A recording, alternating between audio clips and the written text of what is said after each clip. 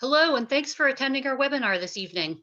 This is a great example of a partnership between Chester County and the Brandywine Battlefield Task Force.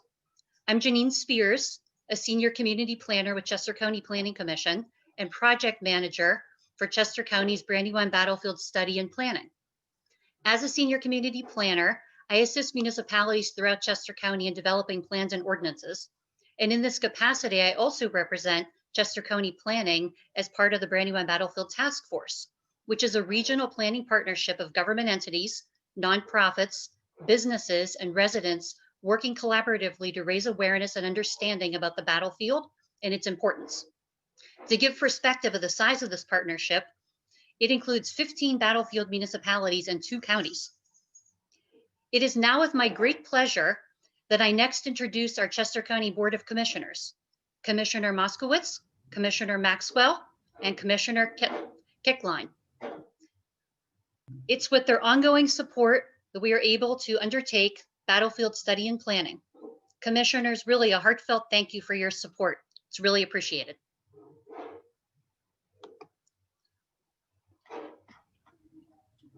Thank you. Thank you everyone for being here this evening.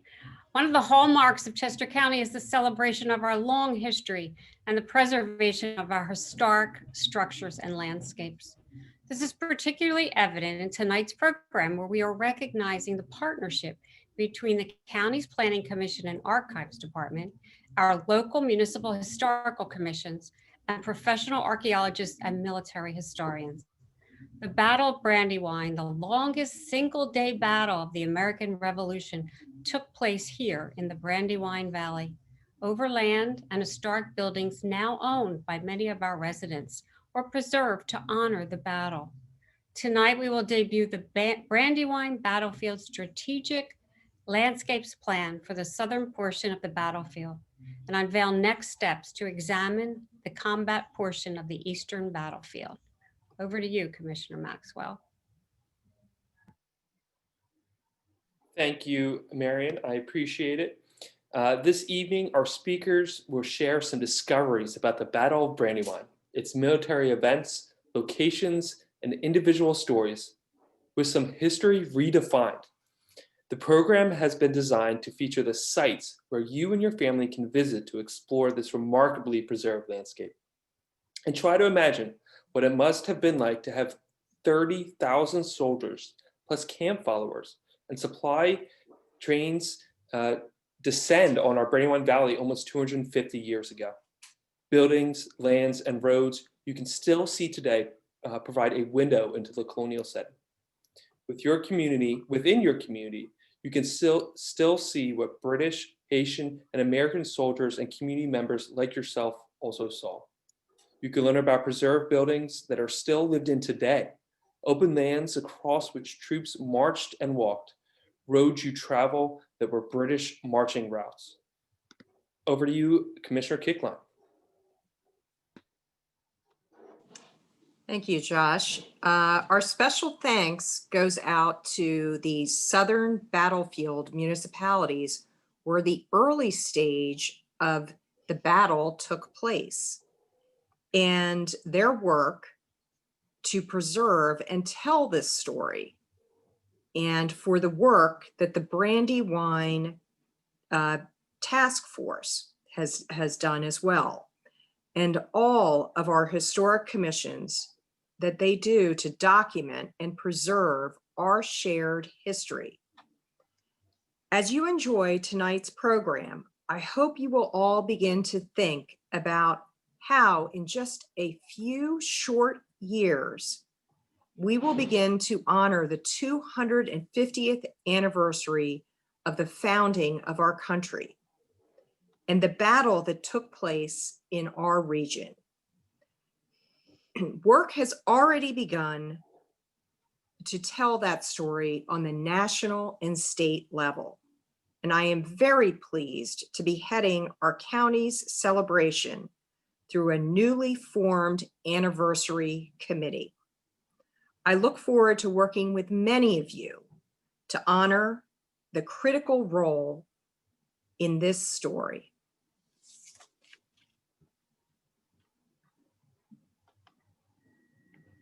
Thank you so much, commissioners. It's really great to see you this evening, and it's really an honor for you to join us in this program tonight. It's very much appreciated. So thank you very much for that. So I would like to do a program overview, and we do have an interesting and full program tonight. It is being recorded for later viewing. So if you would like to watch it later or know somebody else that would like to watch it later, please do so. I'll first provide the context for our battlefield projects and our program this evening. Then our project archaeologist will discuss key new discoveries from recent Southern battlefield study, followed by Chester County archivist highlighting applied use of firsthand 18th century historic research that's right available in our Chester County archives, including a family story that's been uncovered. At the end of the program, you'll have a chance to ask the experts your questions. You're welcome to submit your questions during the panelist presentations by clicking the Q&A button at the bottom of your Zoom screen and then typing your question. After tonight's program, you will see, if you look closely as you drive, bike, and walk around the area, that the colonial landscape is truly etched in Chester County today due to a steadfast culture and commitment of residents, community, and organizational interest and stewardship. So to now take a step back, as you can see from the map, I clicked too much, sorry about that.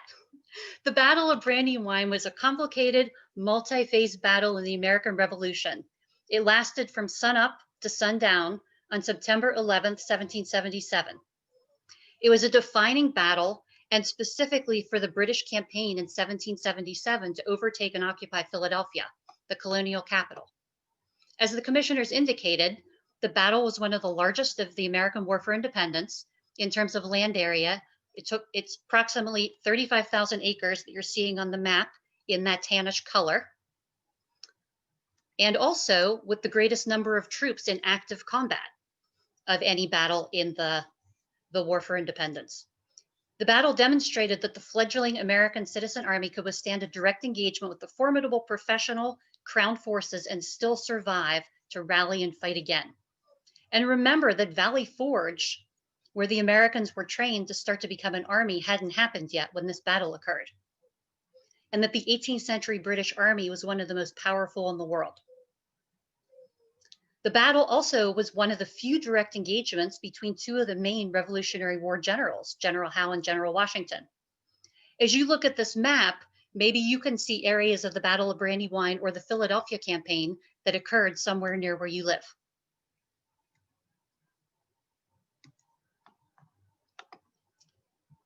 So we look at battlefield significance to clarify the battle and why we are studying it. The battlefield is a cultural landscape, and it possesses a special authenticity among remaining battlefields on American soil due to its enduring historic resources and landscapes. And this really provides the foundation and a catalyst for planning, including heritage interpretation and protection of resources. It also contributes to the county heritage and local heritage, quality of life, and sense of place. It creates opportunities for outreach and interpretation. However, it's also a challenge, as the battlefield comprises thousands of properties, and as a living cultural landscape, it's where people have continuously lived and worked since 1777. So you can see from this slide, the significance is shown. There's several layers of significance, as you can see on the slide. And I will highlight quickly that when you're talking about historic resources and even landscape significance, you look at the big picture first, which is the military events, the international impact here, and then the local community impact. And then you drill down a bit. And this is even an abbreviated version of what the battle significance is under those three headings. But you see, you have military activities, you have the international impact where the French get involved, and then you also have the local community impact where you have about 350 citizens, farmer citizens in the Brandywine Valley when suddenly around 30,000 soldiers descend upon the Brandywine Valley into this quiet farming community. Please note on the slide that the battlefield has been recognized as significant by other parties other than Chester County Planning and the Battlefield Task Force members. I want to point out that it was actually one of the first National Historic Landmarks in the United States. And a National Historic Landmark is a recognition of the highest level of historic resource designation in the nation. So that's pretty important. As you're seeing from the slide also, it was also considered the first Commonwealth treasure, another significant designation. Through the Brandywine partnership, the Brandywine Battlefield Partnership, you really see collaboration in action. And a few of the partner projects are displayed on the screen just as a sampling of items that maybe you've experienced, maybe you've gone to some of these open space lands, maybe you were familiar with the Harvey Trail, the Harvey Run Trail, maybe you went to the battlefield reenactment in 2017. The important thing I want to emphasize though, that it's partnerships between numerous people and organizations that really bring a varied skill set to the table to work together. And really no one entity could cover all parts of the battlefield. For example, as part of this partnership, Chester County Planning can offer planning services and also in implementing historic resource policies of Landscapes 3, the county comprehensive plan, we can bring that to the table as our contribution to the effort. So into battlefield study, quickly, as the commissioners said, we are studying the southern battlefield right now, and you can see that that is covered by the square on the map, and we are looking to define the specific elements of that part of the battle, which our consultant will talk about in a little bit, and then a researcher archives also talk about. We're looking to do that because this is a huge land area and it all cannot be preserved.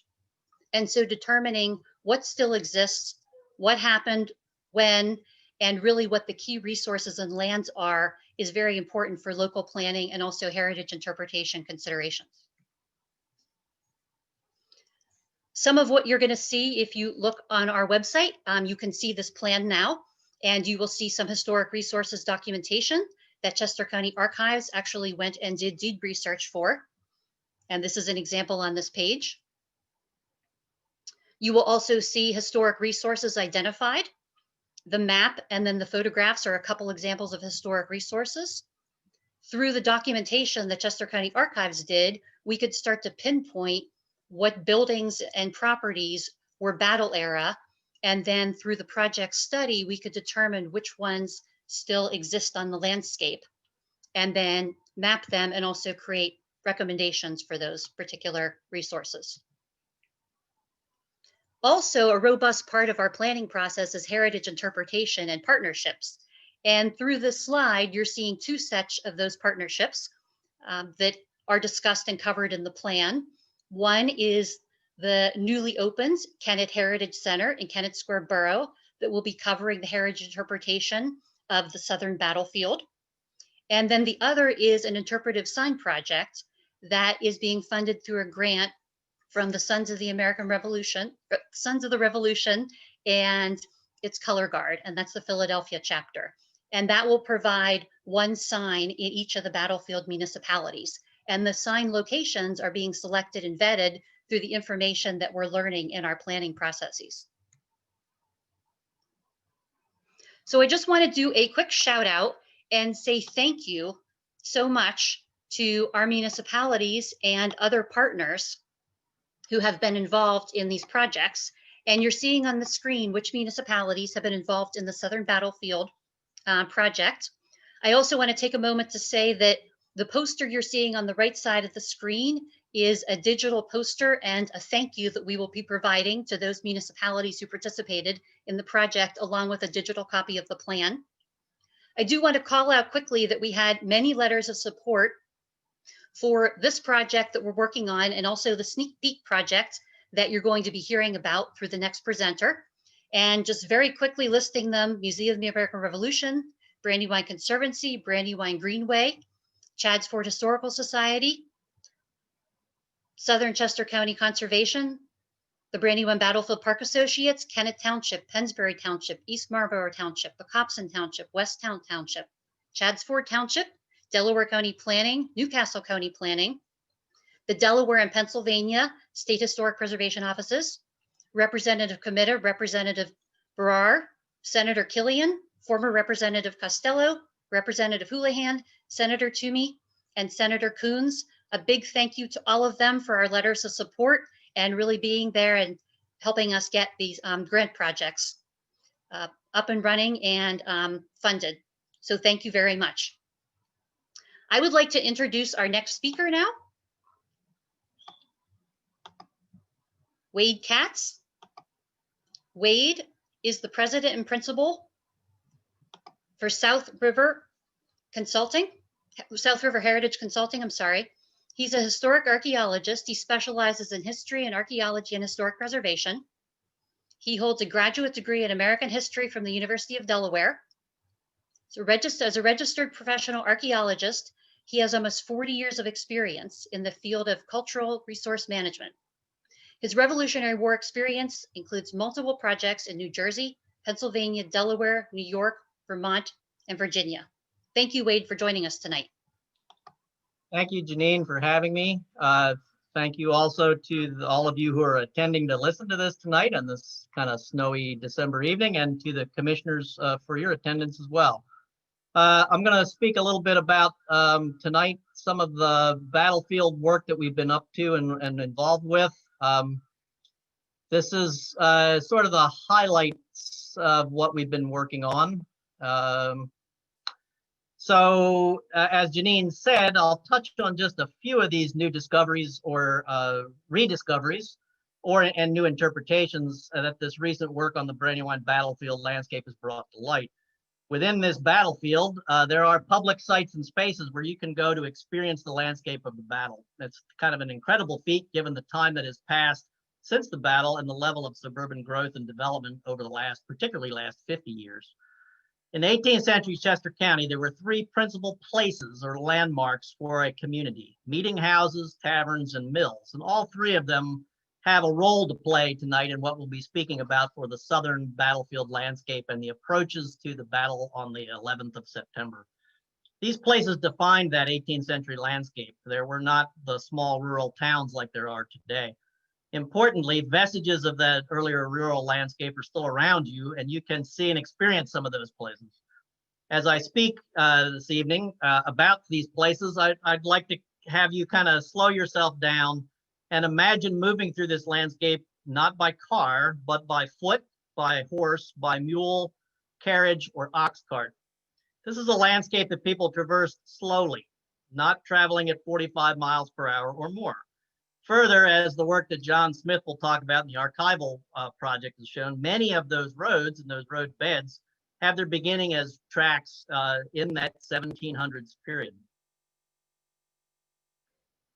Oh, you're not gonna let me do it there. There we go. An important note, just to let everyone know, the work that I'll be talking about this evening is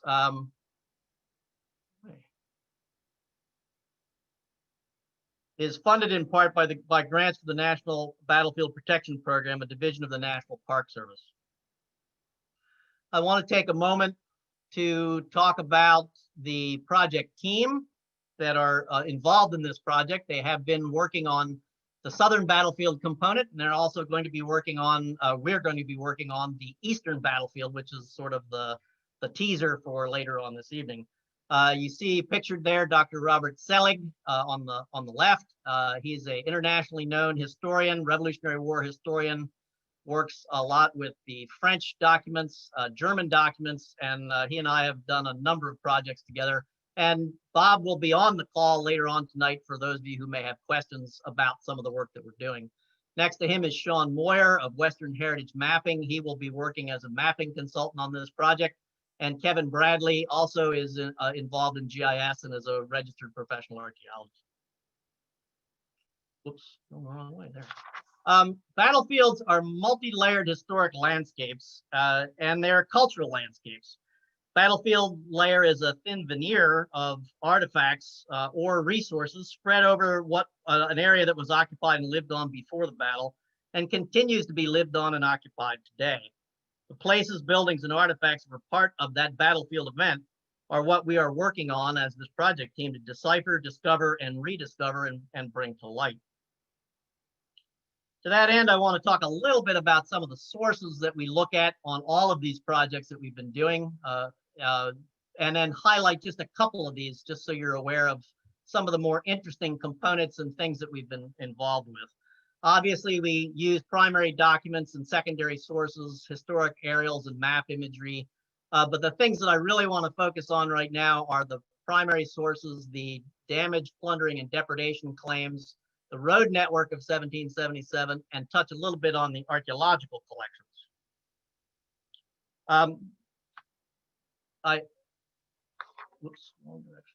The road network is a really significant component, and we really wouldn't be able to do much of what we've been involved with had Chester County's archivists not taken that project on.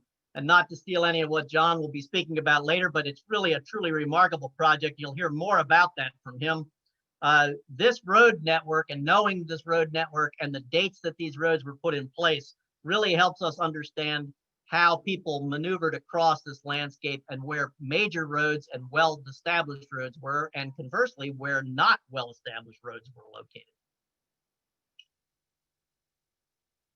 To that end also is this information that John will speak about, the Chester County Property Atlas. Some of you may be familiar with this at this point. This is a really remarkable document, and it's available online now for anybody who wants to be checking their properties if you live in that area. So I would draw your attention to this. And again, John will probably talk about this some more. But this again moves us from the storyline of the battle to the civilians on the landscape. And I think what you'll hear tonight is more information about the civilian population and how they were affected. Another thing that I'd like to point out is the sources, the primary sources we've been looking at. And here's a list of the primary sources that Bob has been able to recover and to investigate these. A lot of this material was not previously translated or was not being used in earlier studies of the battlefield. And so we've been able to use these documents, these Hessian regimental diaries and journals, to get a sense of what the Germans were writing and sending back to Germany to explain how their involvement and what was going on the battlefield. And then lastly, just to pull out the information on archaeological resources, there are 4 principal battle-related actions that probably have or do have archaeological signatures on this battlefield. Battlefields are remarkably resilient spaces. The amount of material that gets left behind after a battle usually consists of metal objects such as cannonballs, buckles, buttons, and the other detritus of warfare. That material can be distributed across the landscape, and it's possible for us to understand that distribution and the density of material to help us further interpret the battle and maybe identify areas that hadn't been previously investigated. The types of resources we're also looking at here are encampments or the temporary camps that both the American and British forces used before the battle and after the battle. The obvious locations of fighting, and then battlefield burials and hospital sites, all of which are going to leave an archaeological signature. And as you can see in that newspaper clipping, they have been recovered over long periods of time. That's a clipping from 1900 discussing the recovery of a set of human remains on the battlefield. For this summary this evening, I want to start us by looking at the area that, and Janine focused on this earlier, this southern battlefield landscape. It's highlighted in yellow there and circled in red so you have a sense of what we're talking about. This is the area kind of west and south of Kennett Square and moves a little bit towards the river, towards the eastern side or towards the Brandywine. This is the area traversed by the Crown Forces. I may refer to them variously as Crown Forces or the Royal Army, and Patriot Forces on the days prior to the battle. In particular, we're going to be talking about the Royal Army movement in the days leading up to the battle, September 9 and 10, and the morning of September 11th. But it's across this landscape that these forces marched and maneuvered in and across the Red Clay Creek Valley, and in the night before the battle, camped in the area around Kennett Square. A really important note for this is to consider that there were thousands of officers, servants, wagoners, camp followers, and the soldiers that were here, making an army, a British and Hessian army of somewhere between 22 and 23,000 officers and men, and then plus all those civilians, and then about 15,000 American soldiers also in this area at the time in that summer of 1777.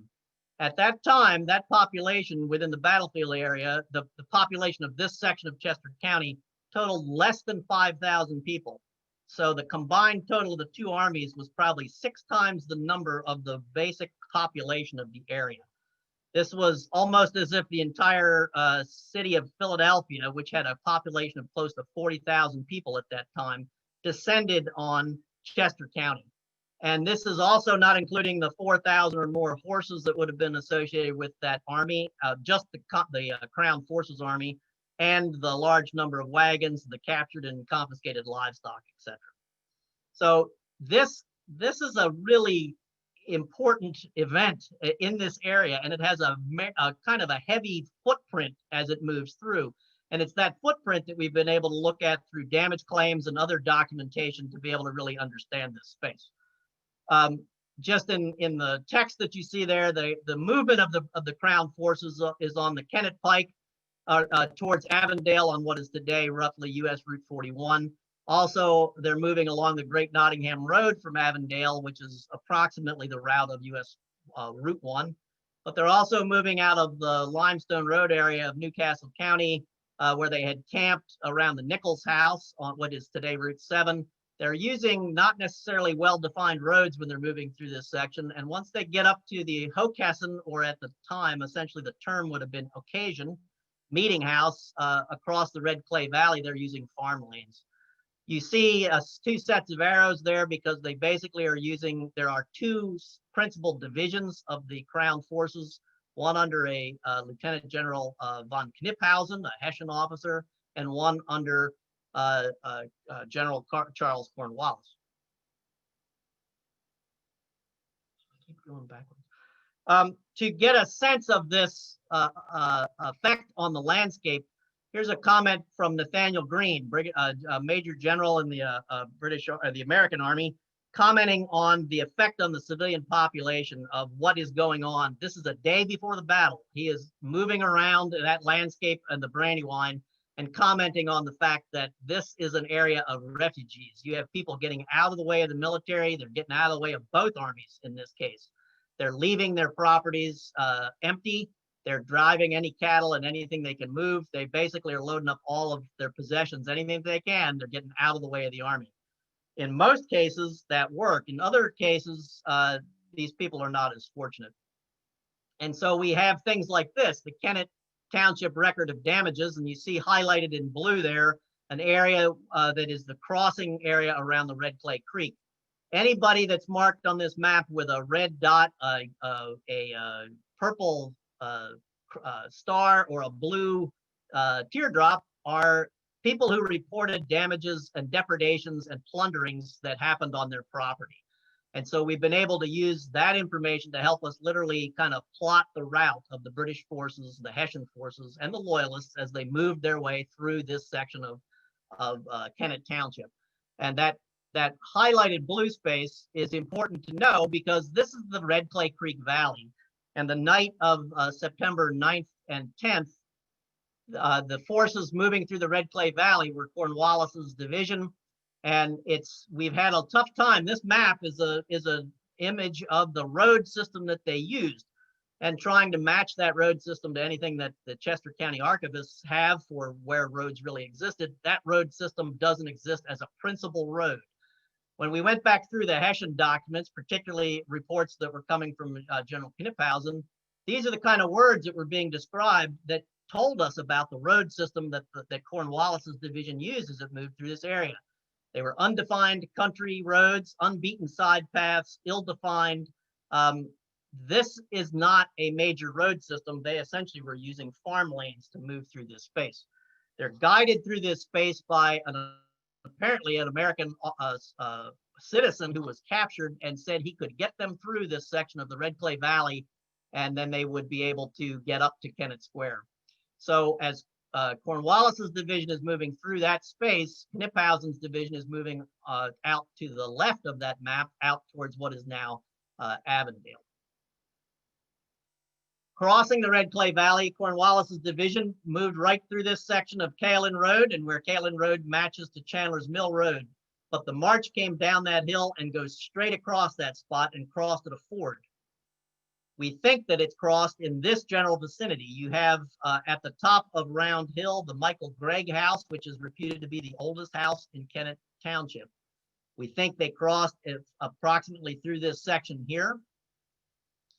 The roadbed, there's still portions of that roadbed that may still be intact. And if you put it onto a LiDAR image, you can kind of see the faint trace of a straight line roadbed that might have run through that section. So our best guess right now is that this is the route that they used, but this route was a difficult one to move through, and Cornwallis halts his advance through this section at about 2 o'clock in the morning and just waits until morning comes and daylight comes so that his forces can actually work their way through this valley and see where they're going. The Red Clay Valley, even as you drive it today, you get a sense of how rugged it is. In the 18th century, this was an extremely difficult space to move through. Here's a couple more views of where we think it crossed. On the left-hand side, you see the image of the crossing point looking towards Chandler's Mill Road in the background. You can see the possible road trace depression in the center and the possible road trace on the right-hand side. Again, if you follow that through, you see the rough idea of where this roadbed probably went, and the Kaelin Pike will replace it in the earlier 19th century. Now I'll leave Cornwallis stuck in the Red Clay Valley for the evening and go out and look at the route that Knyphausen followed. And it's important here to just see that this is a portion of the road, the old Newark Road, where it intersects near the New Garden Meeting House. And then just a note that the British Army not only includes the two major infantry divisions and some mounted troops as well, but a large baggage train that's coming with it, and a baggage train of approximately 350 wagons pulled by about 1,400 horses, which creates a train length that's somewhere in the neighborhood of 2.5 to 3 miles long. This is not an easy column to move through the landscape. This takes quite a lot to ship people through this area. And our research seems to indicate that there might have been a slight skirmish right in the area of the New Garden meeting. This is coming from one of the Newcastle County militiamen who reports that the day before the Battle of Brandywine, they had a slight skirmish there at New Garden. So if you go and visit that site, you're in the location of where a quick skirmish with Knyphausen's forces occurred. Which kind of brings me to some of the other points that we've noticed in the scouting and skirmishing over those days. There are a number of little skirmishes that are mentioned. And so this is not as if this force is moving through the landscape unopposed. Both armies are using advanced forces and cavalry and dragoons and militia forces and continental troops to try to feel out each other and figure out where they are on the landscape and what exactly each force is doing. So the night before the battle, the British forces, the Crown forces, move into camp, a bivouac at Kennett Square. And within that footprint of the area that you see highlighted, we know that the two British forces lined up in this space. If you look at some of the documents for the era or for the period, they indicate that Cornwallis's division seemed to have occupied a space along what is now Route 82 or Union Street going out of Kennett Square. Peter Bell's Tavern being located at the intersection of what is Union Street and what is now, I think, the main road of Baltimore Pike that runs through the town. So Cornwallis's division was spread out along that high ground, probably from about where the interchange for US 1 is back in towards the town, a little over a distance of perhaps a half mile, with a division of about 9,000 men. Knyphausen's division had moved east of town to what is now the footprint of McFarland Road. And again, we know these are the areas that they occupy because of the damage claims that people in these areas are turning in and the losses that they're declaring. That road, McFarland's Road, will lead you all the way down eventually to the Clifton Mill, which is the location that would have been was the target zone, a mill kind of landmark that all the armies, the British Army, certainly knew about and were using as a kind of a navigation point on the landscape. But we know from the documents that the British Army, the Crown Forces, lined up in two parallel lines. They refer to this as two regular or parallel lines. So this is likely to be the formation that they occupied before the battle started. Cornwallis's division, as I said, bivouacked in Kennett Square along Route 82 coming out of town on the area of Union Hill Cemetery, which is interestingly known as Hessian Hill. It might not be exactly the forces that occupied that space, but it's a historical tradition, a name that's been applied to that landscape that does define the fact that this general vicinity is the area that the British forces and the Crown forces did occupy. Now, on the morning of September 11th, the Crown forces marched at dawn. They left those bivouacs that they had in those spaces.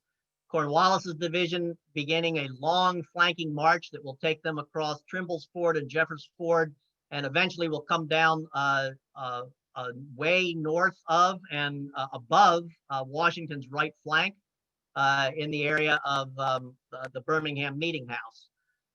And at the same time, General Knyphausen's division of about 6,800 men marched on essentially what is today US Route 1 along that approximate roadbed and encountered a series of battles or sharp skirmishes between a series of American light infantry detachments. And you see them identified there as Charles Porterfield's detachment, William Heath's detachment, and Charles Sims's detachment. These were Virginians that were in charge of these smaller units that were out and placed out in front of the American Army.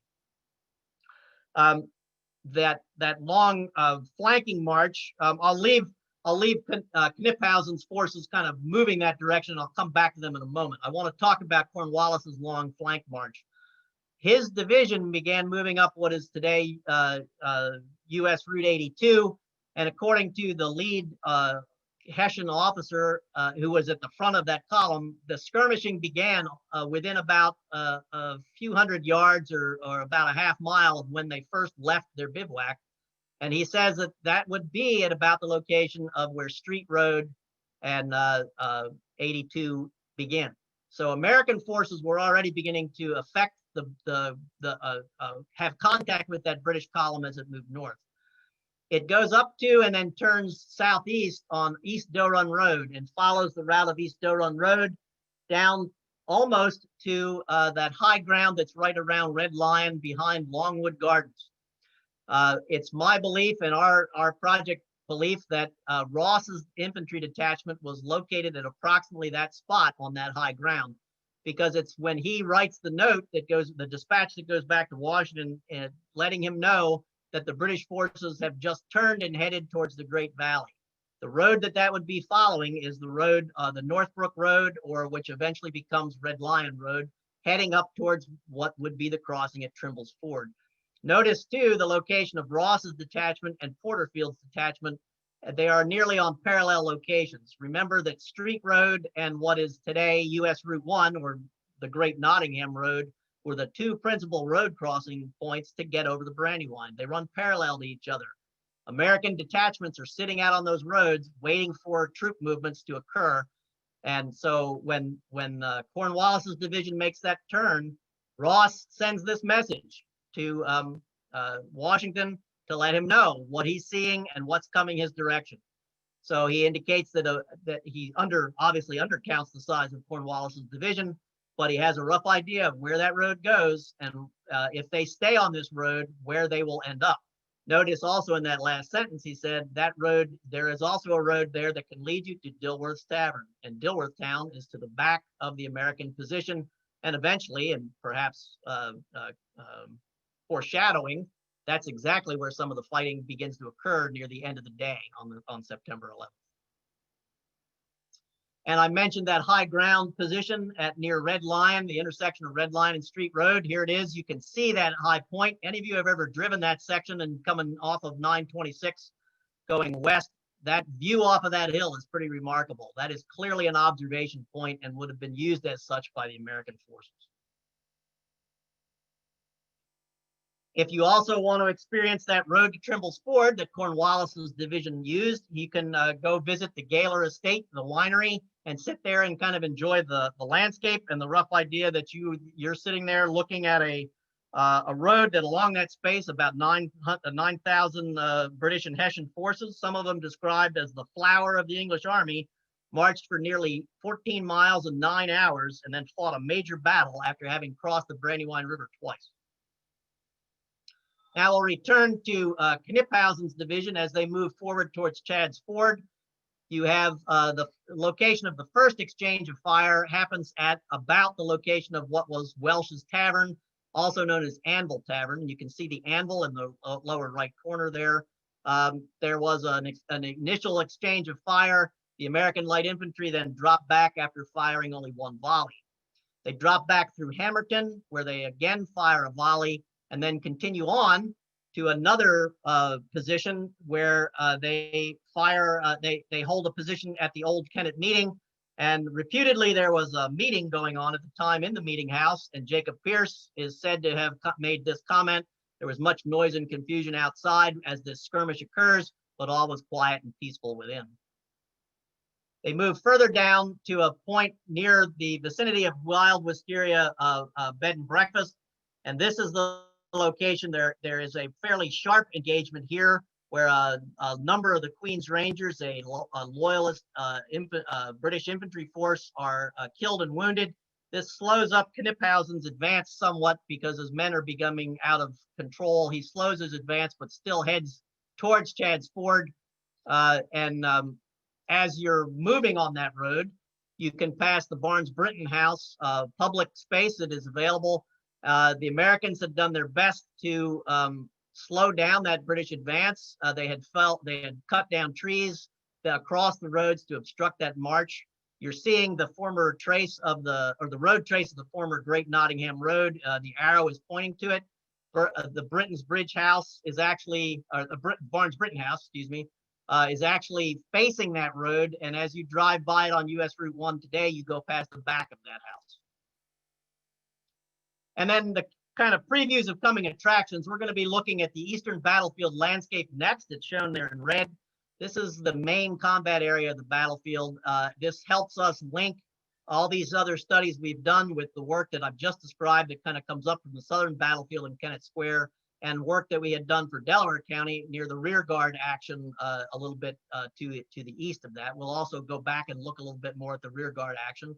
We're going to look at the Brandywine Creek, both banks of the creek, and the American and British positions and movements, creek crossing locations, and then obviously those combat areas. Maxwell had a redoubt. The American Light Infantry had a redoubt on the west side of the Brandywine. That'll be part of this investigation. We'll also look at Osborne Hill, the Birmingham Hill, Birmingham Meeting House area, Sandy Hollow, and the Chad's Ford area. We'll rely on firsthand accounts. We'll look at, we plan to update and revise the animated interactive map, which is very popular, but it needs a lot of the material that we've been now working on could be incorporated into that. We'll be looking at the process of commemoration of the battle and the times and over the years, the kinds of commemorative events that have occurred. Civilian aspects of the battle, which I've talked about a little bit about tonight, but the hospitals and burial sites, those damages, and what that place looked like after the battle. And lastly, we'll involve any kind of battlefield archaeology that we can, artifact locations and densities. This project doesn't require any investigation on land itself, but we're trying to look at collections that might already exist. I mentioned looking at historic maps and things and trying to match those up to understand the topography and the landscape. Here's one, for example, that was drawn by John Montresor. You can see that this is the landscape map that he has. You can see high ground. You see the creek, the Brandywine Creek over to the right-hand side. We take maps like this and then try to match them up against the 1937 aerial, which to some degree the road network is similar or close to what it was. You can see some changes to the landscape. you can see how open that landscape was by 1937. So we'll be matching, going back and forth between modern information and period information. So if you're interested in helping on any of this kind of work that we're doing, we'd like to know. If you want to contact us and you think you have historical documents or information about that eastern battlefield area, that would be great if you could share it. Are there stories attached to your land or to your family that deal with the Battle of Brandywine that might be incorporated into the work what we're doing? From the archaeological concept or construct, are there any artifact collections or collectors that you have knowledge of that might be willing to share their information? And do you know of any landscape features, earthworks, or burial locations that can be recorded and included?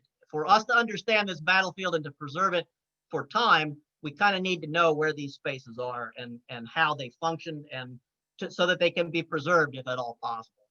So if so, you can contact us and let us know what you have and where you found it. But remember, for collections, what we really want to know is review it and record it, but we're not collecting your collection. So if you've got it, we'd love to see it. And then my contact information is there. Janine, you can also contact as well. And I'll leave you with a statement that comes from the American Battlefield Protection Program's report to Congress. The more we study historic sites and we recognize, document, and interpret them, the more likely they will be protected in the long term. So this study is a remarkable process and a remarkable kind of series of studies and a number of multi-year study that's been done. Chester County is far and above any other resource, any other battlefield that I think I've ever been involved in. Your work on the Brandywine is really, really remarkable, and you've done a tremendous job. Your townships are doing a great job of collecting the data. The Chester County Archives and the documentation they're generating, we couldn't do the kind of study that we're doing here without that kind of information. So at that point, I'm going to turn this back over to Janine, and I'll look forward to questions and answers. Thank you very much. Thank you so much, Wade. That was very interesting. It was really interesting to see the various key discoveries that have been made in the southern battlefield and how they're tied into today's landscapes, and how really somebody could, drive by them today and see them and picture what it would have been like to be there at the time of the battle. And also driving on roadways, as you mentioned, that we drive on today, 35, 45 miles an hour, but really those roads, many of the roads in the southern battlefield are roads that are from the 1700s. So to just think about that perspective also. I would like to introduce our next speaker. John E. Smith is an assistant archivist with Chester County Archives, and he's been with them since 2018. Before joining Archives, John majored in history and political science, earning a bachelor's degree from Westchester University. After he went on to earn his master's degree in public history from Temple University. And thank you so much, John, for joining us tonight. It's appreciated. Thank you, Janine. Thank you so much for that introduction. I really appreciate it. And thank you, everyone, for joining us today. It's really encouraging to see so many people not only interested about this project, but really interested in Chester County history in general. So like Janine said, I am the assistant archivist over at the Chester County Archives. And just so you know, the Chester County Archives, we are a county department, right? So we are free, we're open to the public. So we encourage you, if you have any type of historical question, please do send us an email, reach out to us, come make an appointment with one of our archivists to do some research for yourself. Even if we can't answer your questions directly, we're going to try to at least point you in the right direction. So please do take advantage of the Chester County Archives and the resources we have available there. Now, I do have to be honest with you. It is a bit intimidating for me to be on this panel when we're talking about the Battle of Brandywine, right? Because neither myself nor any of the other archivists at the Chester County Archives, we are certainly not military historians. Actually, there are probably quite a few people in this webinar right now who know more about the Battle of Brandywine than we do. So how do we get involved in this process? Well, like Wade was discussing, right? Understanding the Battle of Brandywine is really important.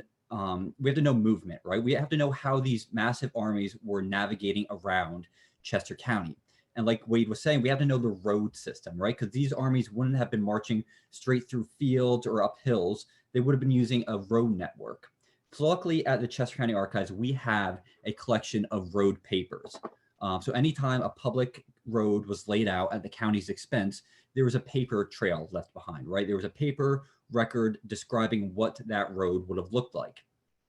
Unfortunately, these road descriptions are not very detailed, right? So you see at the bottom of the screen there is a very brief, vague description, right? It's basically saying the road is being laid out from George Strode's property to John Willis's to John Bennett, right? So to understand roads, what do we have to do? We have to basically understand where these people were living. So that's how the research for the 1777 property atlas got started, right? We wanted to know how the troops were moving. So therefore we needed to know the road network. And to understand the road network, we needed to understand where people were living, where the property owners were located.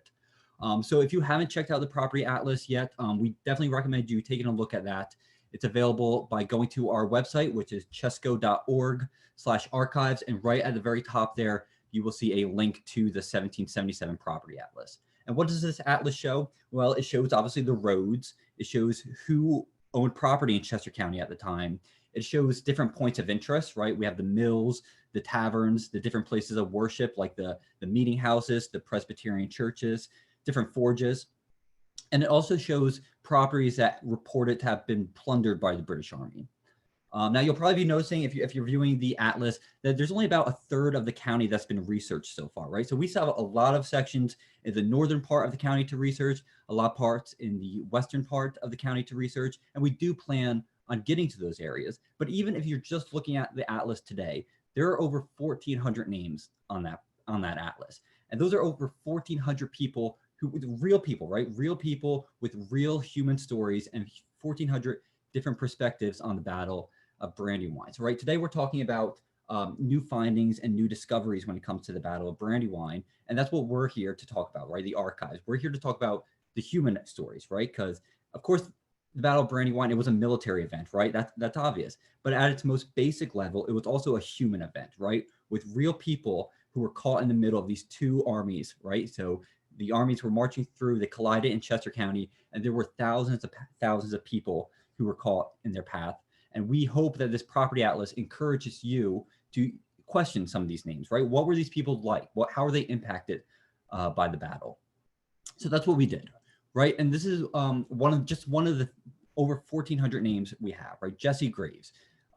Because I was fairly familiar with Battle of Brandywine, right? I know the majority of the fighting at Brandywine took place on Birmingham Hill. And I know I'm kind of shifting our focus away from the southern battlefield and towards the next phase of the project in the eastern battlefield. But I think this section, this specific location, does a really good job of kind of symbolizing these two competing perspectives, right? Again, you have the military aspect of the Battle of Brandywine. Is there really any place more symbolic of the Battle of Brandywine than Birmingham Hill?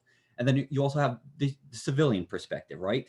The Graves, they didn't call it Birmingham Hill. They called it their backyard, right? This is where they lived. This is where they slept. This is the land they worked for resources.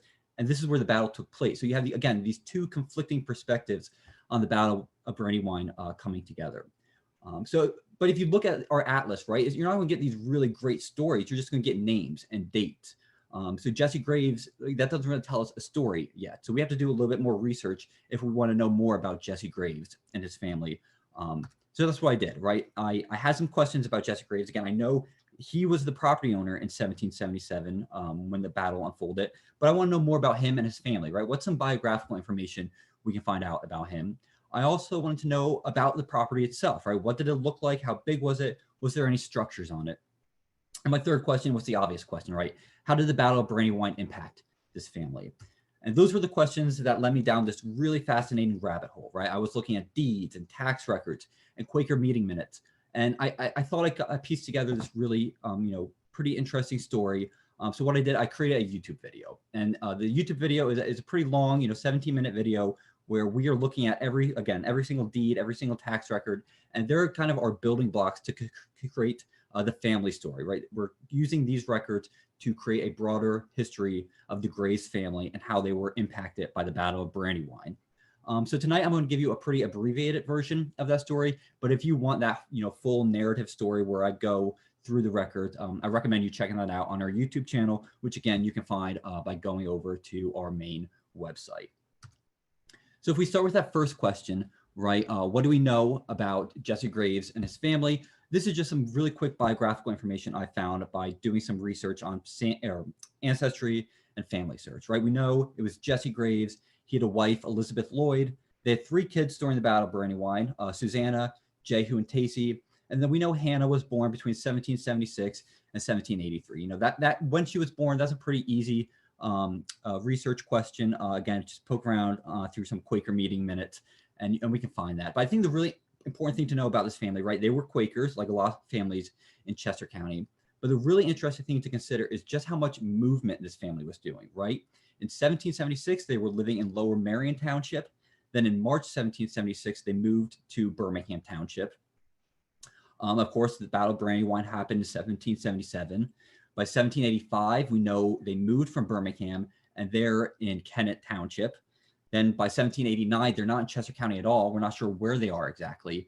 And then in 1800, they reappear again out in Western Pennsylvania in Fayette County. So again, there's a lot of information out there. There's much more than what's presented on the screen, but I think those are really the key points, right? They're Quaker and they're moving a lot. I think the key to understanding this family story is in their property, right? What do we know about this family's property that can like give us some insight into what they experienced during the Battle of Brandywine? So we know in March 1776, Jesse Graves purchased 184 acres of land from David Britton. And we can see what that land looked like. It's up there on the screen. It's kind of this funky shaped piece of land. And in that deed, right, there's this saying, it says, all that tract, a parcel or land situated, lying, and being in Birmingham Township. If you do watch that YouTube video, you'll know I really kind of struggled with this line because based on this sentence alone, we are led to believe that Jesse Graves purchased simply land. There was no dwelling house on it. Again, I really struggled with this concept. Luckily, when I published the video, my colleague, he did his own research and he found, you know, this great advertisement that was posted in the Pennsylvania Gazette in February 1776. So this was actually probably the advertisement that Jesse Graves saw that attracted him to Birmingham Township. It describes the property and it specifically says, you know, there's a good log dwelling house on it. So when Jesse Graves purchased this property, we know it's 184 acres and there's a log dwelling house on it. But we also know a few weeks after he purchased it, Jesse Graves goes ahead and takes out a mortgage on it. And this is important because it tells us that Jesse Graves, he was attracted to the property, but he also needed some cash on hand. And we'll get back to this part in a minute here. Of course, again, that's 1776. A year later in 1777, the Battle of Brandywine unfolds. And then in 1778, a few months later, the local tax assessor notes that Jesse Graves, his property was plundered by the British Army. That should come as no surprise, right? He was right in the epicenter of this battle. But the question to consider, right, is what was plundered? What property did Jesse Graves report to have been stolen or damaged by the British Army? Luckily, Jesse Graves submitted a depredation claim. He specifically lays out all the property that was taken or stolen by the British Army. And, you know, there are some pretty obvious things, right? Like some cattle, different farm animals, farm equipment, household items. If you look at the depredation claims, there are a lot of Chester County families who are reporting those types of things, right? Sometimes you even see a Chester County individual saying, hey, the British stole my silver watch. But what's really interesting about the account of damages Jesse Graves reports is just the quantity of items, right? You see over 17 shirts, 3 petticoats, 11 capes, 12 stockings, 100 pounds of lard, 20 gallons of soap. This is a really extensive inventory. It's worth over 200 pounds.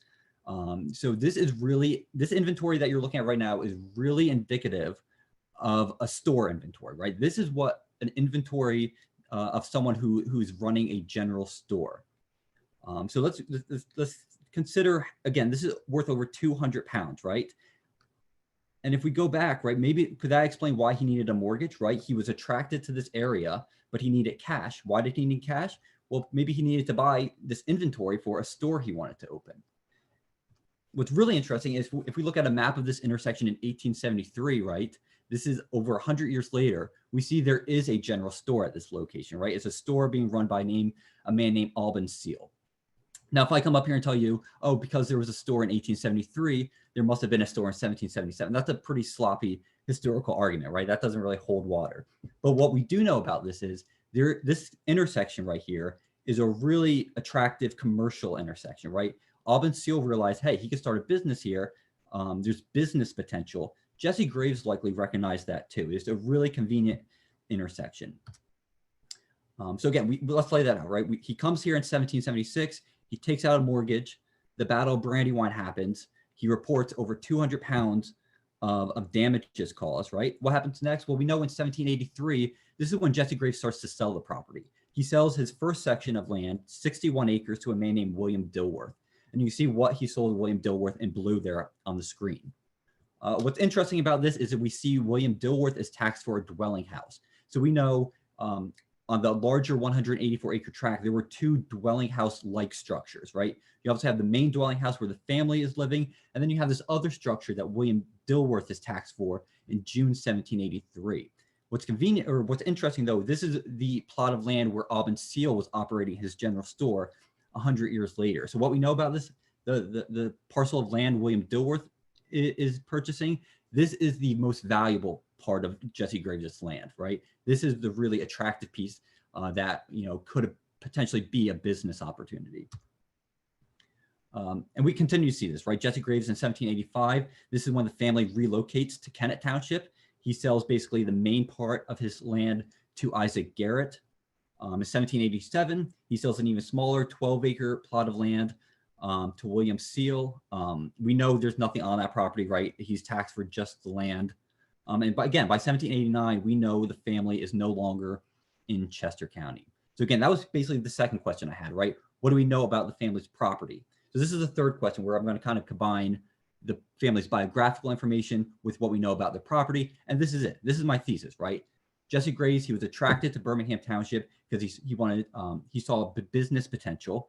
So he took out a mortgage, bought a really expensive inventory with the hope of starting perhaps a general store, right? When the Battle of Brandywine happened, it crushed him financially. He went into a lot of debt, right?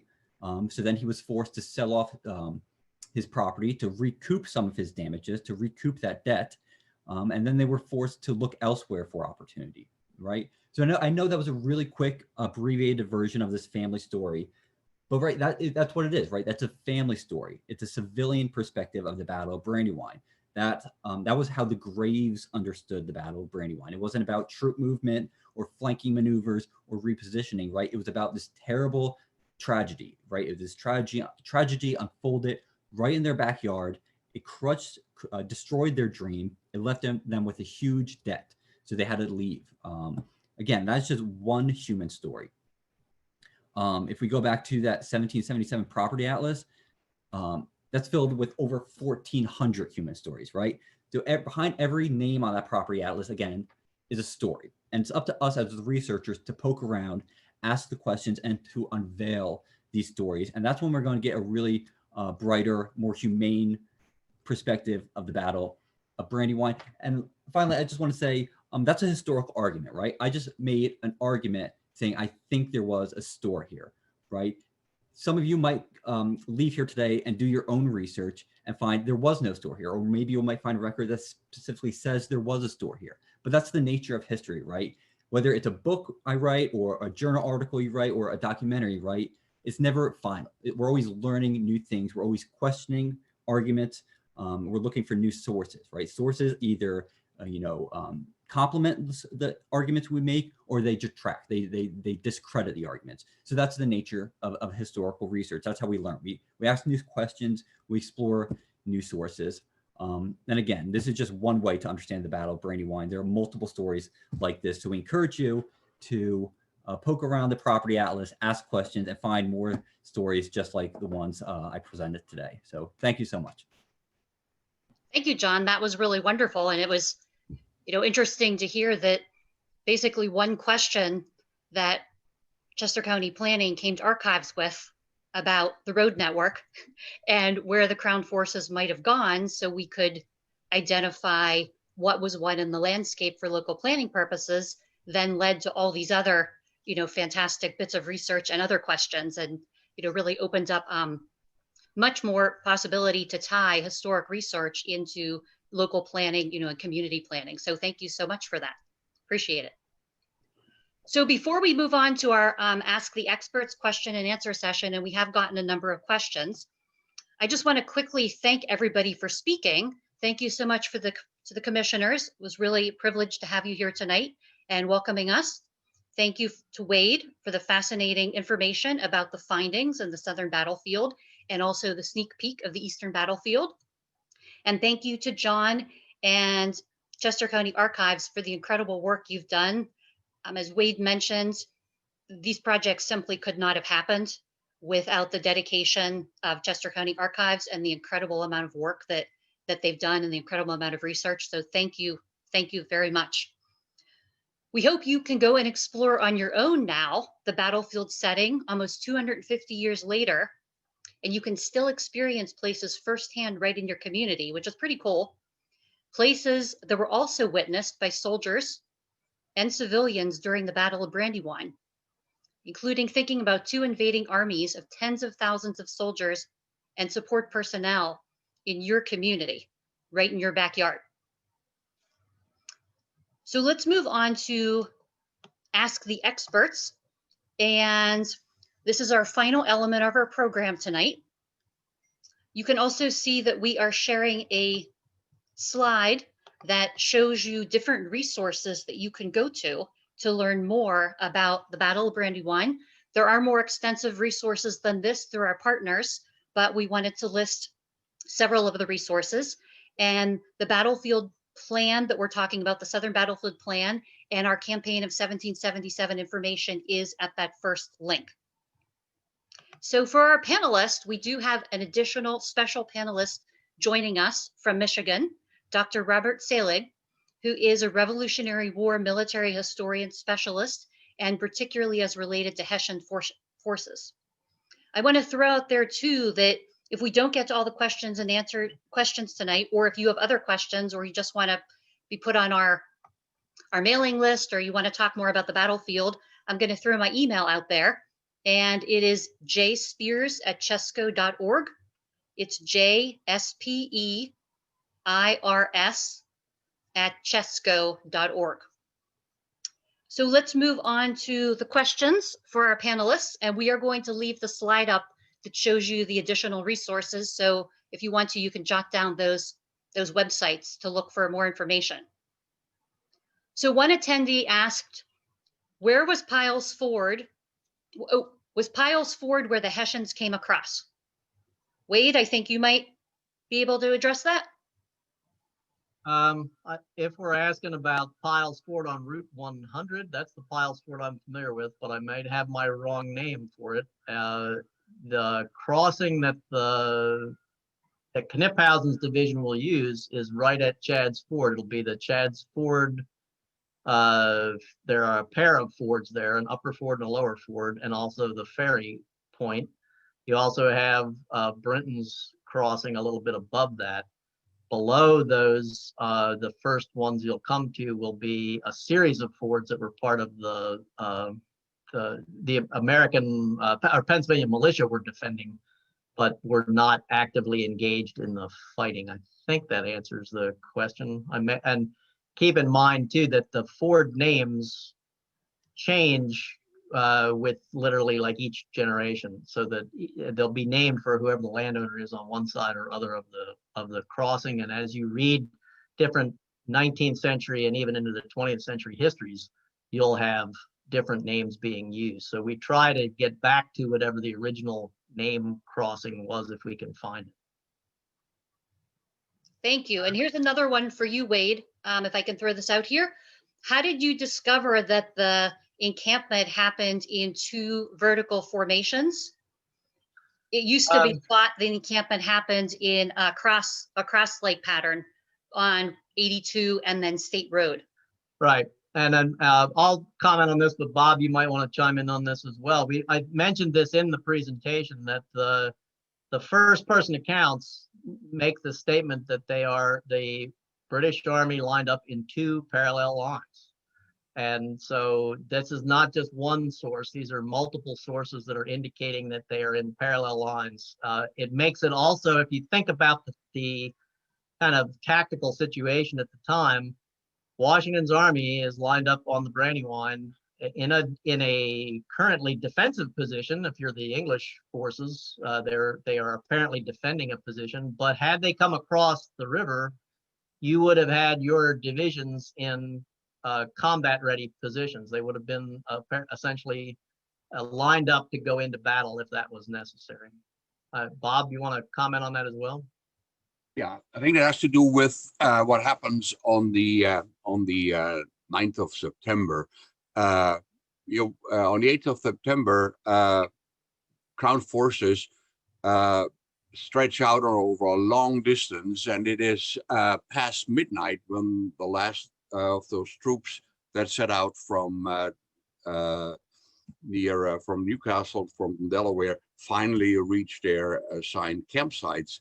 So that on the 9th of September, then British forces don't start their march until like 5 in the afternoon and march through the night, and then they get through that difficult territory that you were describing. And if you remember that map, Cornwallis was supposed to have that really short route directly to Kennett Square, and Knyphausen had marches that triangle, almost that zigzag.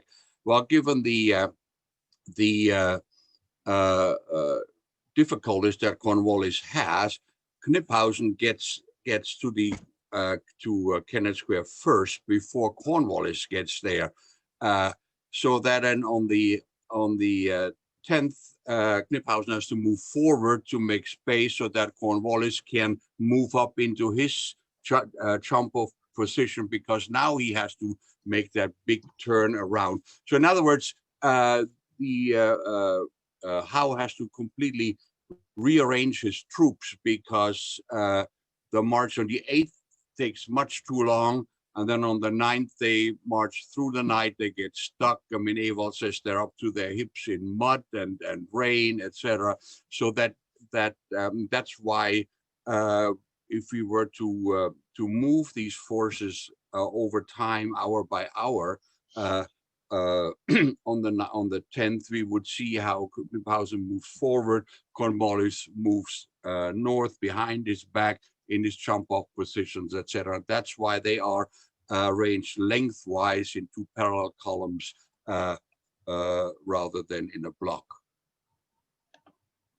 Thank you so much, Bob and Wade. I'm going to move on to the next question.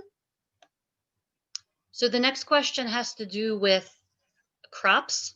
Are there any resources that can help visualize what areas of the approach and of the battlefield were open and low crop areas with clear sight lines versus wooded areas with being in obstructions? Yeah, I'll take that one, and Bob, you can jump in too if you'd like. There are, as I mentioned, we have a number of period or contemporary maps that were drawn of the battlefield and drawn by English and Hessian engineers. The best of those maps is considered to be the Robertson map, and that one details the heaviest area, or the main combat area, if we want to use that term. It's the area that it probably is not. It's got information on it that provides you with field information, with elevation, with woods, fence lines, that kind of data. The map I showed you earlier, that was the John Montresor map, that also provides fence lines and information about open space.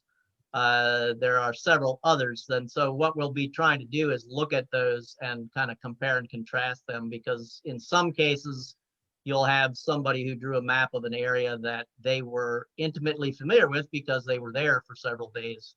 But as they get out further away from areas that they knew, they don't draw it. It's not based on their own personal information. It's based on somebody else's information. The other thing I would point out, and this, I saw another question that had come through at one point.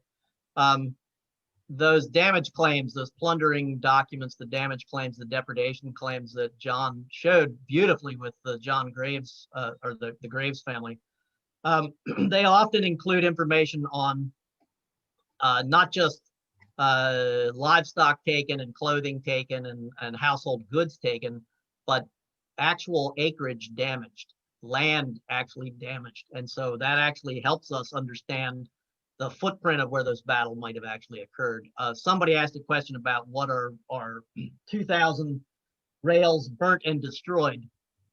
You're looking, rails are the rails, the wooden fences that went around these properties or bounded these fields. So these are the fence lines, and fences are expensive. So you're basically claiming damage that you lost the things that helped you bound your property. So we can use that information to help us understand these landscapes. Bob, you go ahead. Yeah, I just want to add that this is where the wonderful work that the archives have done becomes so important. I mean, as Wade was saying, we've done a number of these projects, but nowhere is that kind of extensive research into property lines, property owners, etc., anywhere in the country that I know of. So, Chester County is wonderful. Thank you all to the commissioners, Janine, etc.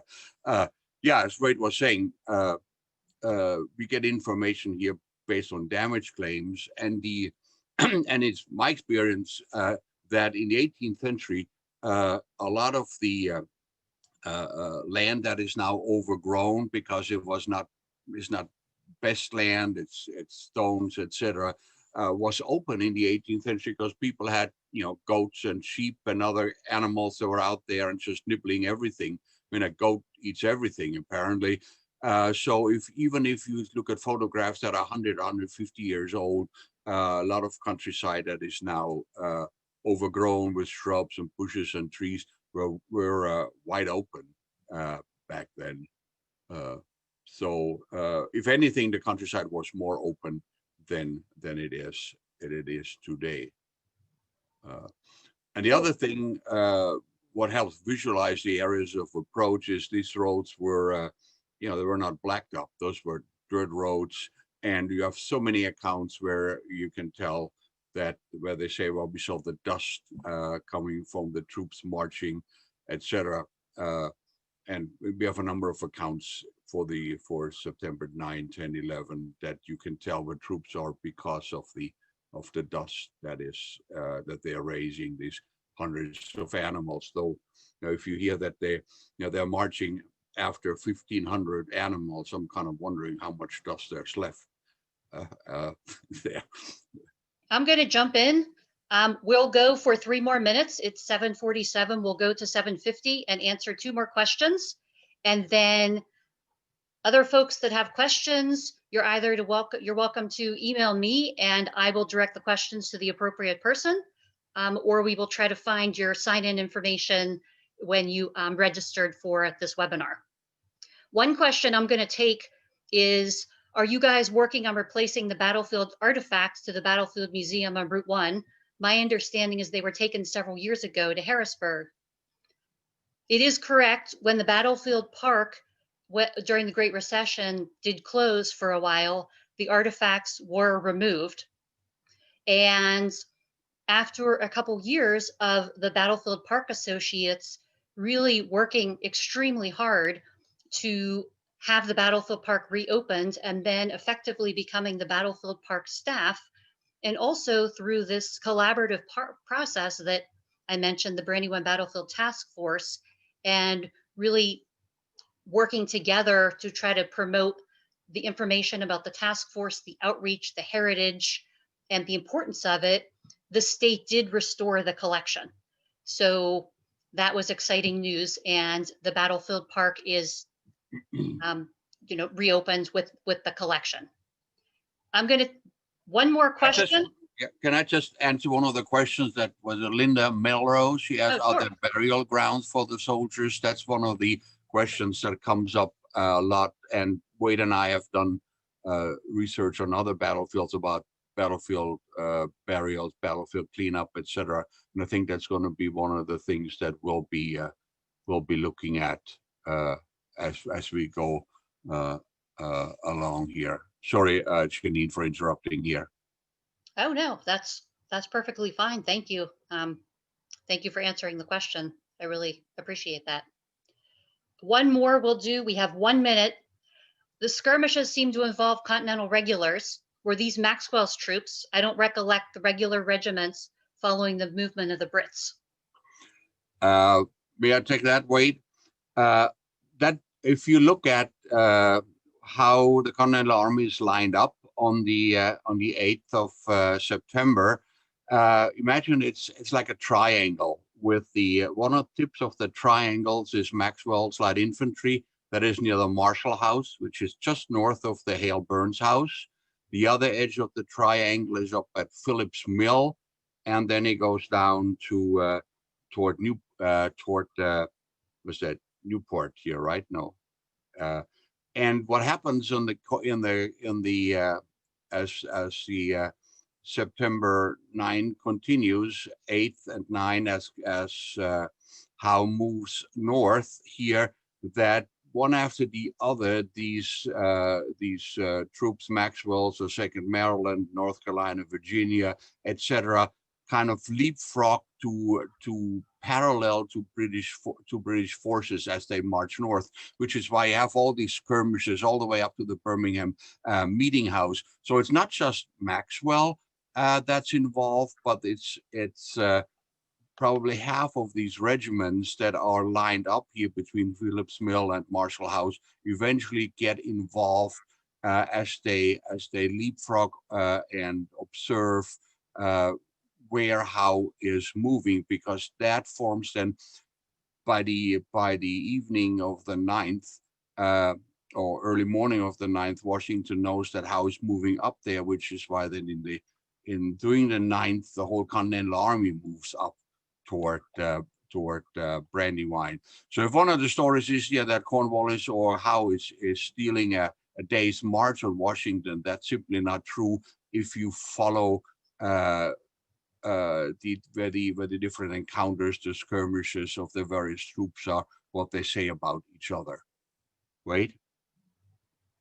That's good, Bob. I think that's correct. I mean, Maxwell's men are certainly the ones on the west side of the Brandywine on the morning of the 11th. There are probably Chester County militia even further to the west beyond Kennett Square, going out towards Lancaster. We have some pension records that talk about militia units that are kind of hovering north and west of the British forces. But the forces that seem to be involved are generally Continental soldiers, and certainly on that morning on the west side of the Brandywine, I think most of those men are actually in Maxwell's Light Infantry Corps. And with that answer, I want to wrap it up for the evening. I really appreciate everybody's attendance. I appreciate our panelists, the commissioners, and I hope you all have a wonderful evening and happy holidays. And thank you for your interest. Please email me your questions. Appreciate it. Take care, everybody. Thank you very Good much. night. Good night. Thank you.